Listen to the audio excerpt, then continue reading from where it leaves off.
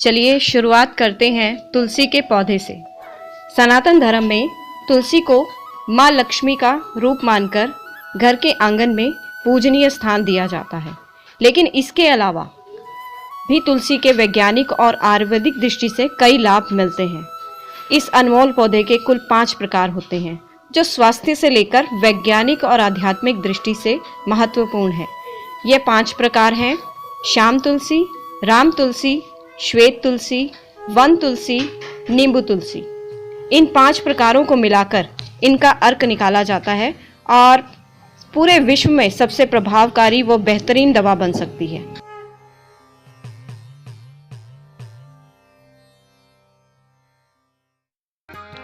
नमस्ते, मैं Himanshu Khosla, saint Vivekananda millennium school से स्पेशल एजुकेटर, विशेष शिक्षक।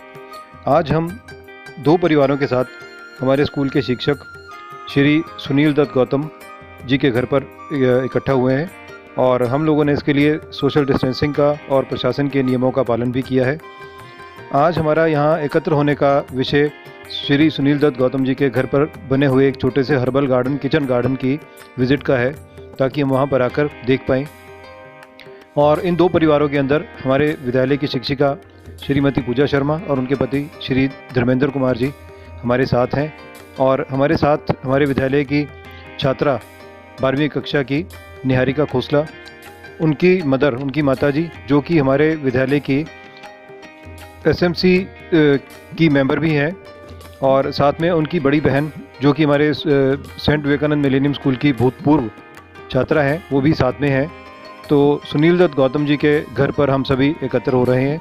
सुनील दत्त गौतम जी ने हम सभी का अपने घर पर स्वागत किया, और इसके बाद हम बात करते हैं हमारे विद्यालय की शिक्षिका श्रीमती पूजा जी से। नमस्ते। सबसे पहले हम शुरू करते हैं नींबू से। नींबू छोटा पेड़ अथवा सघन झाड़ीदार पौधा होता है। इसकी शाखाएं कांटेदार, पत्तियां छोटी, डंठल पतला तथा पत्तीदार होती हैं। प्रारूप नींबू गोल या अंडाकार होता है। छिलका पतला होता है। यह हरे व पीले रंग का होता है। नींबू की उपयोगिता जीवन में बहुत अधिक है। इसका प्रयोग अधिकतर भोज्य पदार्थों में किया जाता है। नींबू ए, बी, सी विटामिनों की भरपूर मात्रा में होता है। एक नींबू दिन भर की विटामिन सी की कमी को पूरा कर देता है। ऐसा माना जाता है कि दिन भर तरोताज़ा रहने व स्फूर्ति बनाए रखने के लिए 1 गिलास गुनगुने पानी में 1 नींबू का रस व 1 चम्मच शहद मिलाकर सेवन करना चाहिए। लू से बचाव के लिए नींबू को काले नमक वाले पानी में मिलाकर पीना चाहिए। दोपहर में बाहर रहने पर लू नहीं लगती। 1 बाल्टी पानी में 1 नींबू के रस को मिलाकर गर्मियों में नहाने से दिन भर ताजगी बनी रहती है। नमस्ते, आप सभी का हमारे घर के प्रांगण में स्वागत है।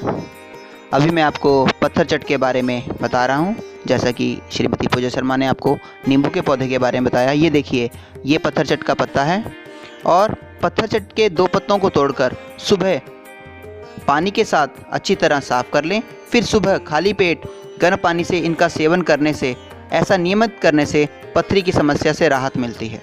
पत्थर चट के रस में सौंठ का चूर्ण मिलाकर सेवन करने से पेट में होने वाले दर्द से राहत मिलती है।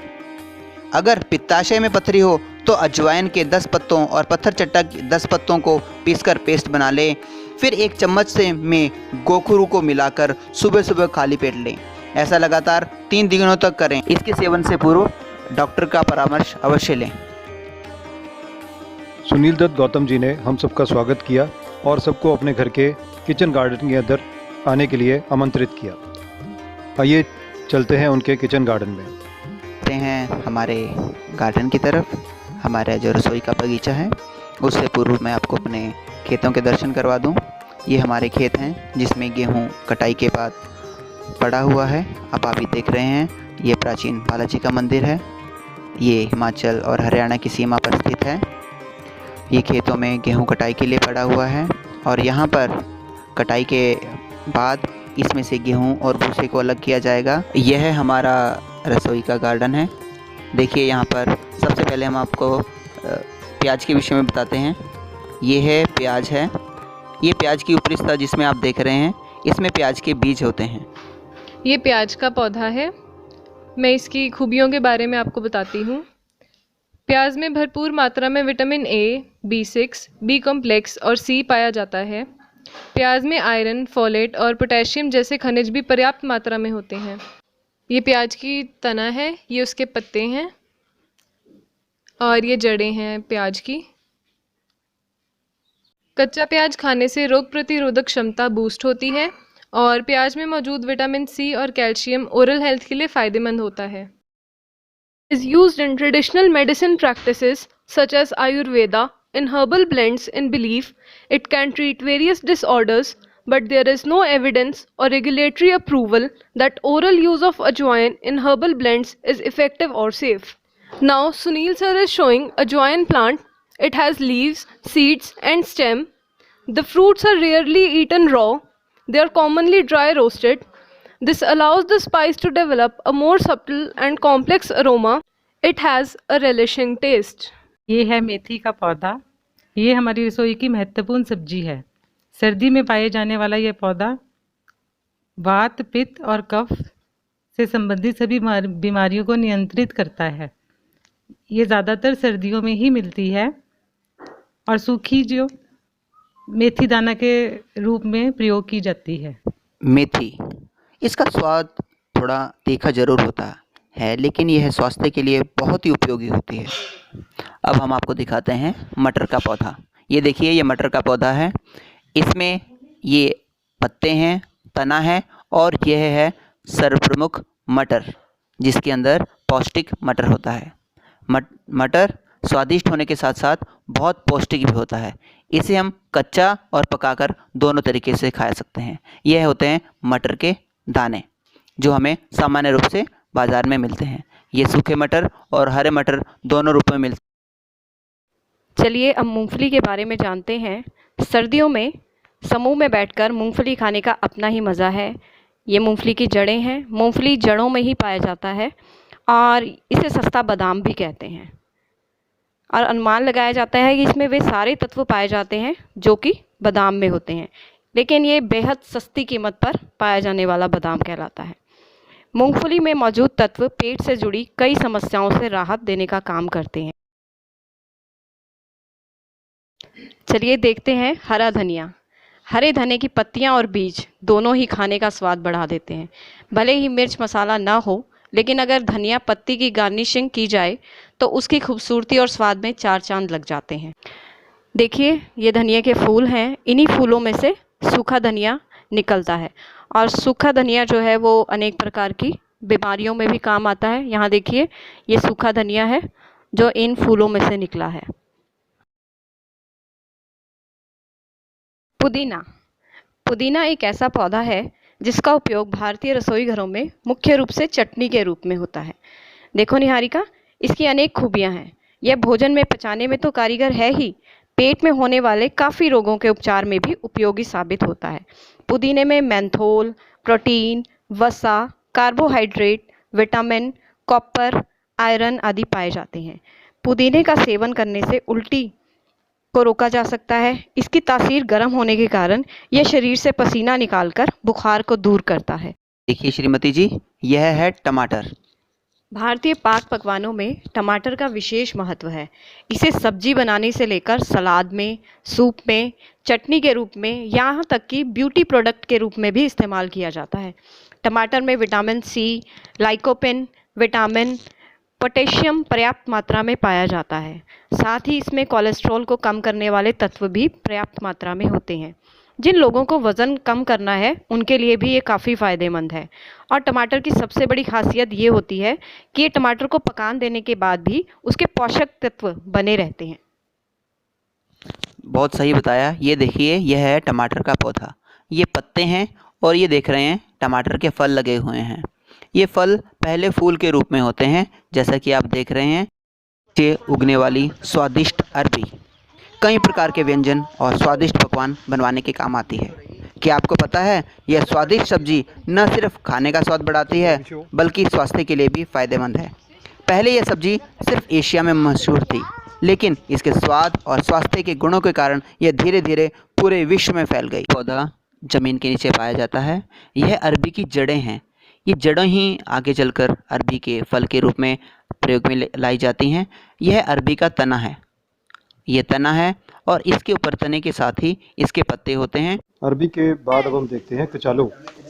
आइए सुनील सर, कचालू में जो कि आसानी से नहीं मिलता, लेकिन इसके बावजूद कचालू बहुत अधिक लोकप्रिय सब्जी नहीं है। इसके फ़ायदे चौंकाने वाले हैं। ये fibre, protein, potassium, vitamin A, vitamin C, calcium और आयरन से भरपूर होता है।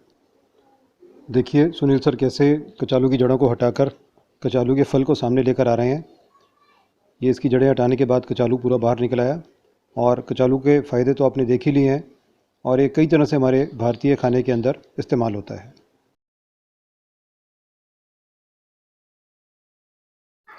यह लहसुन का पौधा प्याज की तरह यह भी जड़ों में उगता है। हाँ नीलम, आप इसके बारे में कुछ बताइए। हाँ जी, लहसुन शरीर के लिए काफ़ी फ़ायदेमंद होती है। वहीं खाली पेट लहसुन खाने के कई फ़ायदे हैं। अगर आपको पेट में गैस हो रही है तो आप लहसुन को भूनकर खा सकते हैं, इससे आपको फ़ौरन राहत मिलती है। तो आइए आज हम आपको खाली पेट लहसुन खाने के फ़ायदे बताते हैं। खाली पेट लहसुन खाने से हमारा ब्लड प्रेशर नहीं बढ़ता। दिल के संबंधित समस्याओं के खतरे को भी यह कम करता है। दिल से संबंधित समस्याओं को भी लहसुन कम करता है। ये है अनार का पौधा। वो कहावत तो आपने सुनी ही होगी, एक अनार 100 बीमार। हम बता दें कि यह सिर्फ कहावत भर नहीं, वास्तव में एक अनार कई बीमारियों से बचाने में सक्षम है। यह है अनार के पत्ते और यह जो आप लाल भाग देख रहे हैं, इसी में बाद में फल का प्रादुर्भाव होता है। विटामिन और मिनरल से भरे हुए अनार के अनेक फ़ायदे हैं। हालांकि अनार स्वस्थ रहने में मदद ज़रूर करता है, लेकिन किसी गंभीर बीमारी का इलाज नहीं कर सकता। हाँ, यह बीमारी के कुछ लक्षणों और उससे उबरने में मदद ज़रूर कर सकता है। अब हम चलते हैं मिर्च के पौधे की तरफ। हरी मिर्च के भी अनेक फ़ायदे हैं। भारतीय हर किचन में पाई जाने वाली हरी मिर्च एंटीऑक्सीडेंट है। विटामिन ए से भरपूर हरी मिर्च आँखों और त्वचा के लिए काफ़ी फ़ायदेमंद है। हरी मिर्च में एंटीऑक्सीडेंट्स के गुण भरपूर होने के साथ साथ इसमें कोई भी कैलोरी नहीं होती। यह है गेहूँ। गेहूँ की हरी बालियाँ। गेहूँ से ऐसा कोई भी मनुष्य नहीं होगा भारत में जो परिचित ना हो। यह गेहूँ का बीज, जहाँ से हमें गेहूँ और जिससे आटा बनता है। ये गेहूं के बीज इन्हीं फलियों के बीच में छुपे होते हैं, जिन्हें थ्रेशर के माध्यम से निकाला जाता है। इसमें भोजन के प्रत्येक तत्व होते हैं और इसे संपूर्ण भोजन कह दें तो अतिशयोक्ति न होगी। यह देखिए ये किस प्रकार से जड़ों से भूमि से लगा होता है। ये इसके हरे पत्ते, ये तना और यह इसकी बालियाँ। इसको गेहूं की बालियाँ भी कहा जाता है। जब इसको हम खोलते हैं तो इस प्रकार से हमें गेहूं निकलता है। अभी आप हरा गेहूं देख रहे हैं। अभी आपको हम हरे, जब ये पीला हो जाता है, सूख जाता है, तो ये किस प्रकार से दिखाई देता है और किस प्रकार से बीज निकलते हैं। देखिए यह है गेहूं और इसे पीसने पर आटा बनता है, जिससे रोटियां, डबल रोटी, चपाती, सभी प्रकार की वस्तुएं इसी से बनती हैं।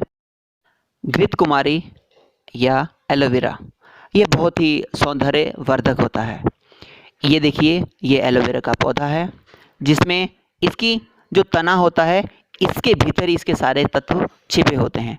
यह जो हमारा सौंदर्य को बढ़ाने वाला होता है और जो आयु के साथ साथ हमारी त्वचा पर कुछ निशान या झुर्रियाँ आ जाती हैं, इसके अंदर जो जेल होता है उसके द्वारा वे सभी दूर किए जा सकते हैं। ये एलोवेरा का पौधा पेट के लिए भी बहुत अच्छा होता है। यदि हम इसे पुदीने के साथ और नींबू के साथ मिलाकर खाएं तो ये गर्मियों में हमें शीतलता प्रदान करता है।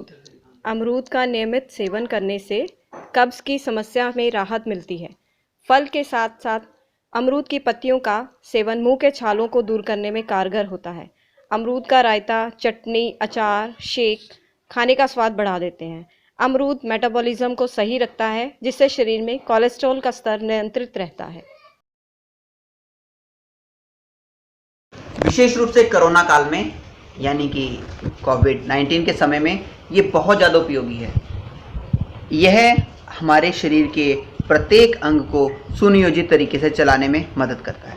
हमारे जो शरीर के तंत्र हैं, प्रत्येक तंत्र अनेक तरह से काम करता है। यह सभी तंत्रों को नियंत्रित करने का काम करता है।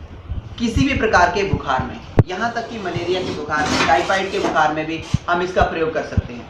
सभी प्रकार के बुखारों में इसका प्रयोग कर सकते हैं। ये हमारे इम्यूनिटी सिस्टम को बूस्ट करके हमें नई ऊर्जा प्रदान करता है और हमारी रोगों से लड़ने की प्रतिरोधक क्षमता को बहुत अधिक मात्रा में बढ़ा देता है।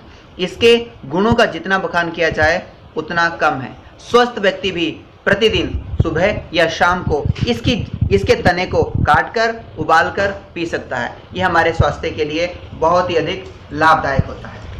तो इसके साथ ही आप सभी का घर में आने के लिए बहुत बहुत धन्यवाद। मैं तहे दिल से धन्यवादी हूँ। आपने अपने कीमती समय से समय निकालकर हमारे घर की तरफ आए, आप सभी का धन्यवाद। विशेष रूप से हमारे विशेष अध्यापक, विशेष शिक्षा अध्यापक श्रीमान हिमांशु घोषला जी, जिन्होंने इस सभी कार्यक्रम को नियोजित किया और सभी ये बनाने का सारा श्रेय मुझे लगता है अगर किसी को जाता है वो तो है श्रीमान हिमांशु घोषला जी। आपका बहुत बहुत धन्यवाद सर। नमस्ते।